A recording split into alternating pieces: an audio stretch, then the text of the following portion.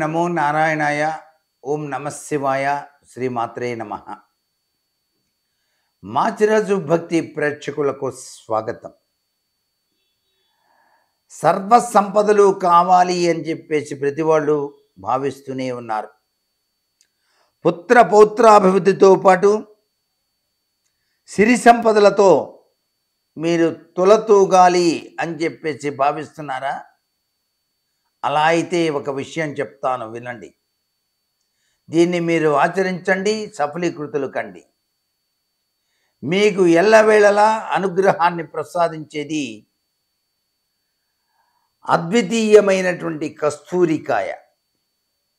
ఈ కస్తూరికాయను మీ యొక్క జన్మ నక్షత్రం రోజున కానీ, లేక మీకు నచ్చిన వారం రోజుల్లో కానీ, మీ అదృష్ట సంఖ్యను బట్టి కానీ కొనుగోలు చేసుకొని మీ ఇంటికి తెచ్చుకొని అది పూజా మందిరంలో ఉంచి పసుపు కుంకుమతో పూజ చేసి 4 గురువింద గింజలు కూడా దానిలో వేసి నమస్కారం చేసి మీ ఇష్ట దైవాన్ని తలుచుకొని, అంతా పరమాత్మలీల, నేను నిమిత్త మాత్రుణ్ణి, సర్వం శివమయం జగత్ అని చెప్పేసి భావన చేస్తూ లక్ష్మీ అష్టోత్తర శతనామావళి చదివి ఆ కస్తూరికాయను ధనం ఉంచేటువంటి చోట కనుక మీరు ఉంచినట్లయితే సర్వ సంపదలతో మీరు తొలదూగి తీరుతారు.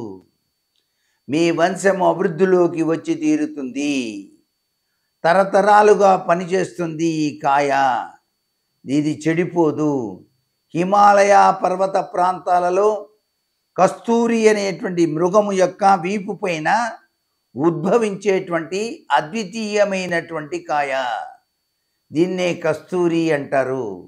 ఇటీవల కాలంలో ఈ కస్తూరికాయలో బూడిద పోసి అమ్ముతున్నారు. తస్మాత్ జాగ్రత్త. ఒరిజినల్స్ అద్వితీయమైన ప్రభావాన్ని మీరు సాధించాలంటే, ఆ కస్తూరికాయ మీకు కావాలి అంటే సంప్రదించండి నన్ను. సర్వే జనా సుఖినో భవంతు.